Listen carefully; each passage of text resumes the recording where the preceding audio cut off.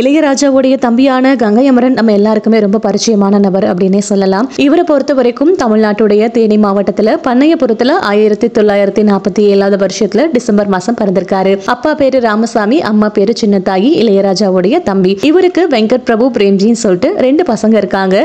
இதே நேரத்துல இவங்க 2 பேருக்குமே மூத்த சகோதரர்களும் இருக்காங்களாம். ஆர்டி பாஸ்கர், பாவலர் வரதராஜன். ஆனா இப்போ இவருடைய நிலைமை என்ன அப்படின்னு கேட்டா, ரொம்ப வருஷத்துக்கு முன்னாடியே இவங்க இறந்துட்டதாகவும் சொல்றாங்க. இசையமைப்பாளர் கார்த்திக் ராஜா, யுவன் சங்கர் ராஜா, பாடகி பவதாரணி, ஆடை வடிவமைப்பாளர் வாசுகி பாஸ்கர், இவங்க எல்லாருமே இவங்களுடைய க்ளோஸ் ரிலேட்டிவ்ஸா இருக்காங்க. ஒரு காலகட்டத்துக்கு மேல அண்ணனுக்கும் தம்பிக்கும் சில கருத்து வேறுபாடுகள் எல்லாமே இருந்துட்டு இருந்தது.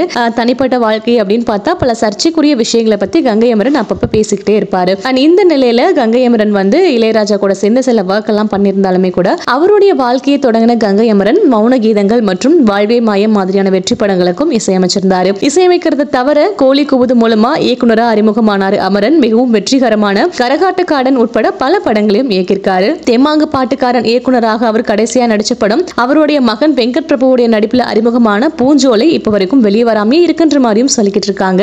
இந்த நேரத்துல கங்கை அமரன் பாஜகவுல சேர்ந்து அரசியலுக்கு வந்தது மட்டும் இல்லாம ஆர்கே நகர் தொகுதியிலும் போட்டியிட்டாரு. அது மட்டும் இல்லாம மத்திய திரைப்பட சான்றிதழ் குழுவோடைய உறுப்பினராகவும் வேலை செஞ்சிட்டு இருக்காரு.